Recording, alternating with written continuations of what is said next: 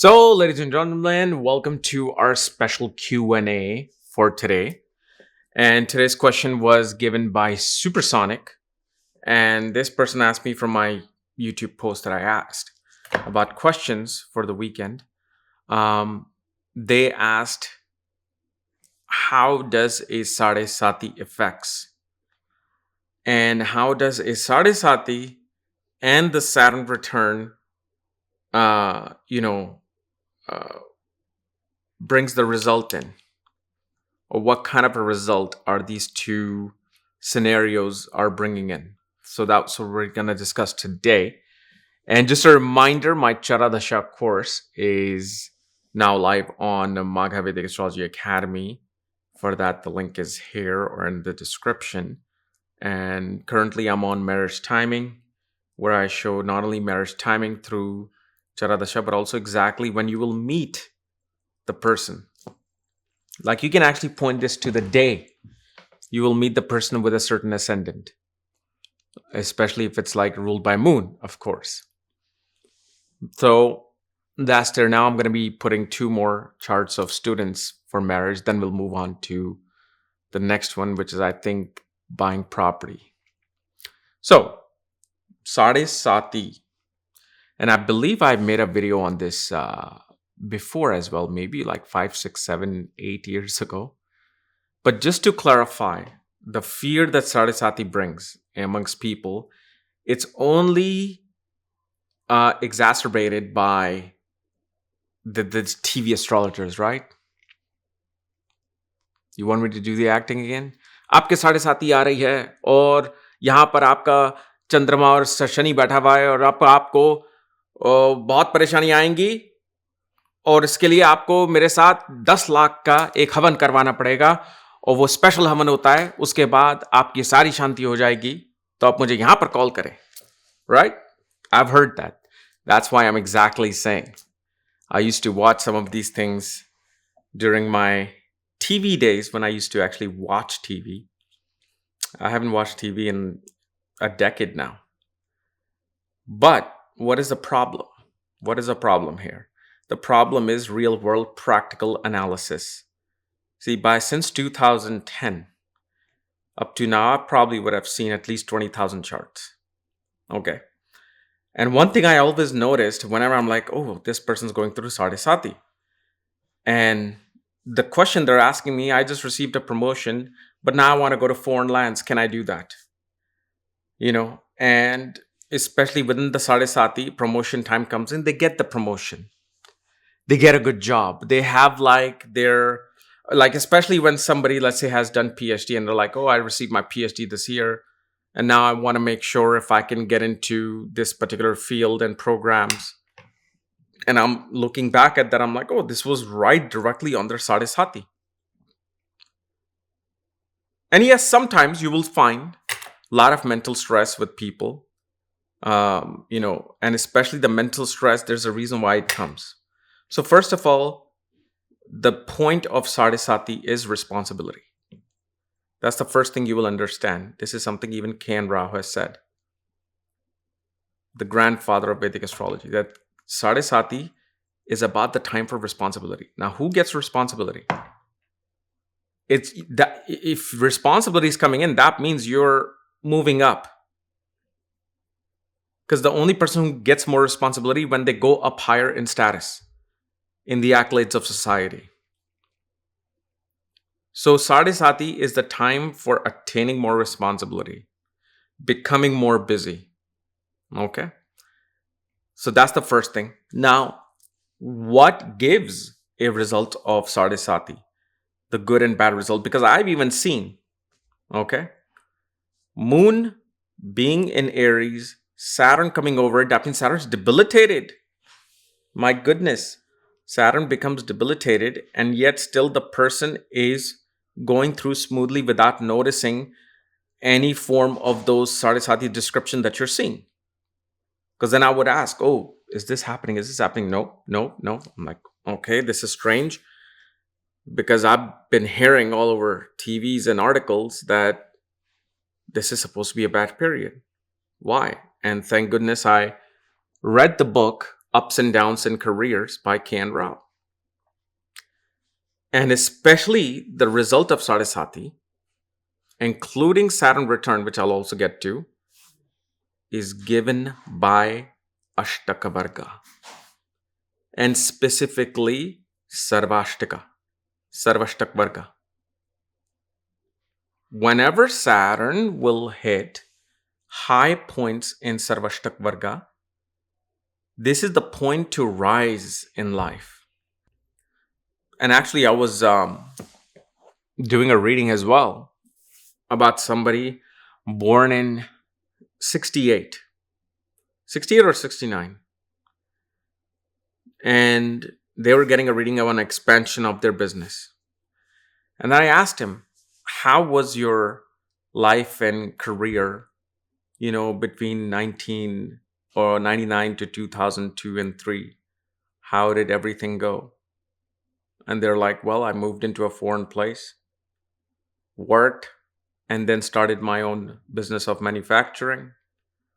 So I'm like, okay, what dramatic events occurred during that time? Nothing really. So why would that occur? Then I, of course, then also notice another point of understanding the good results of Sadesati. This person had Saturn debilitated in the birth, Navamsha, Dasamsha, and I believe another chart too, but mainly when I was looking at the Navamsha and Dasamsha and the birth chart, because that's what's opened on my software screen. Boy, debilitated. And this is where the other step of the principle comes in, that a debilitated planet in birth and Navamsha acts like or better than even exalted planet. So debilitated planet, okay, when it's Vargottama, including Vargottama in Dasamsha, it's giving results like it's exalted, including exchange. Saturn exchanging its position with Mars. Okay, so if Saturn exchanges its position with Mars, okay, that's debilitation is being cancelled. That's more for the birth chart, more than the transit, because in transit, it'll probably do that for a couple of months. So Sadesati results always look at the Sarvashtak Varga. And this is why Sadesati can bring mixed results. Starts really high, become medium or low. But then also, another thing, even when it's low points, okay, like it's giving 21, 22 points, yet the Dasha is great.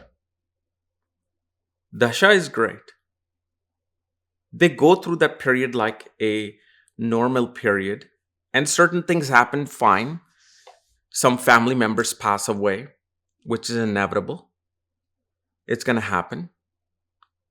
A little bit of here and there issue happen, but they just go like, if they never knew about Vedic astrology and Sadesati, they wouldn't care about this stress. This is why actually it's so much better that people don't know about these things and they live their life.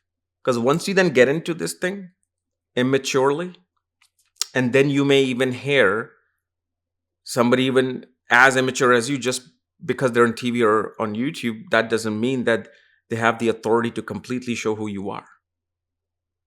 Just because I'm here does not make me the best one in the world at all, by farthest of margins. That's the humbleness of astrology. And one of the things, boy, I gotta tell you one thing actually.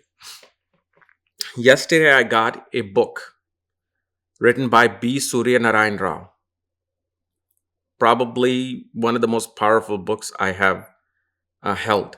As soon as I held it, I came in my Amazon mail, cut it open it and held it. And I was like coming upstairs to go take it to my office and put it in the bookshelf to read it later on, although I read like 200 pages last night.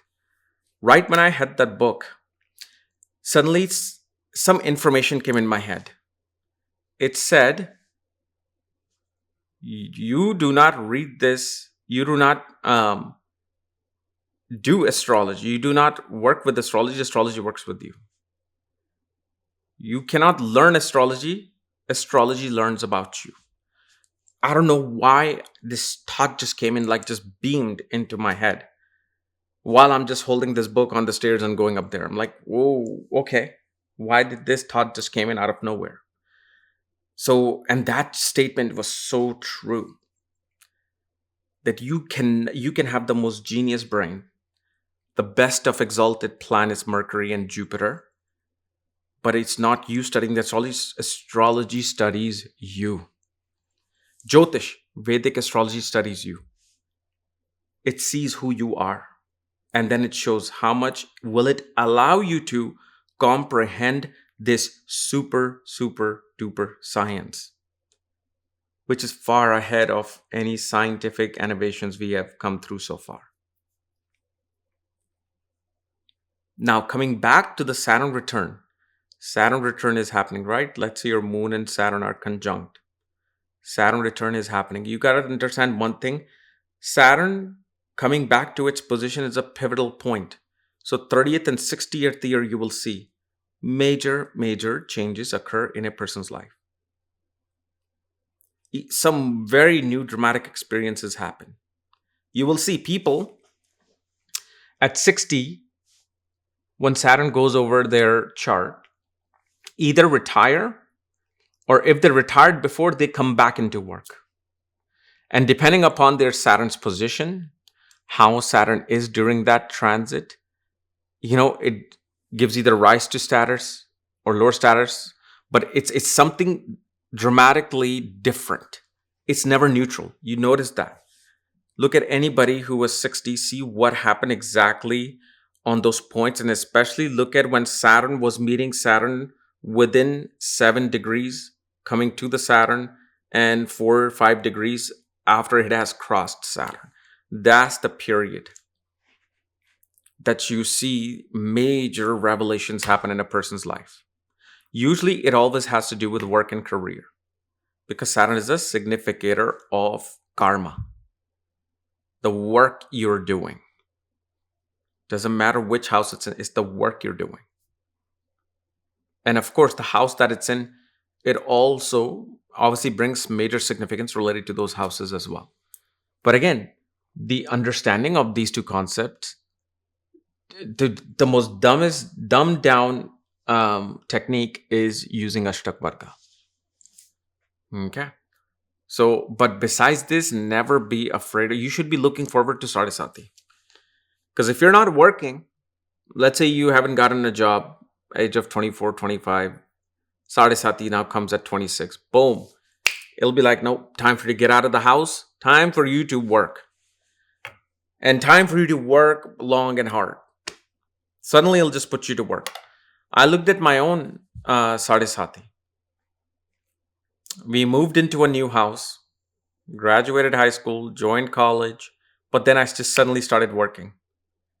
And suddenly just landed me in like real estate companies during that time, and I had no interest in it, but was just doing it. I was literally making a not decent but okay living as a single person, being 20 years old. So when I look back at it, I'm like, okay, Sadhisati, really? It was bad. Not really. It's the dasha first that gives the good, bad, neutral result. And based on that, Sadhisati just adds on a little bit of the fanning. Like you'll feel a little bit of the fan. So you can have an AC on, like a great dasha in the hot weather. You have AC on, and then a little bit of that fan comes in of Saturn and goes. Now, as far as remedy is concerned, let's say, yes, Sadhisati is going to bring mental stress and agony upon you. The best is to do Vishnu Sastranam every day. It takes 20 minutes, but here's the thing. It's very difficult to actually do it because of the Sanskrit words that are involved for 20 long minutes. The best thing that I've also found is listen to Vishnu Sastranam's mantra, either in a headphone or in a speaker, and just sit in a meditative state. Or even Vishnu Sastranam is set by saying the name of Lord Ram 3 times. Every day, say the Lord's name Ram's name 3 times while looking towards the east where the sun rises. And it's better to do it just morning whenever you wake up. And if you, let's say, are working, then of course you're waking up early, 6, 6:30, 7. So just do that. That's a simple thing. No other remedy is needed. No other thing will prevail except this. Okay. Okay. So never like fear this. Actually look forward to it. Okay. So guys, this was my analysis for this question that you asked. And next week we'll pick up another question. And just remember, my Chara Dasha course is open along with all the other courses that are already there here at this link. All right. Otherwise, we'll see you later. Bye-bye.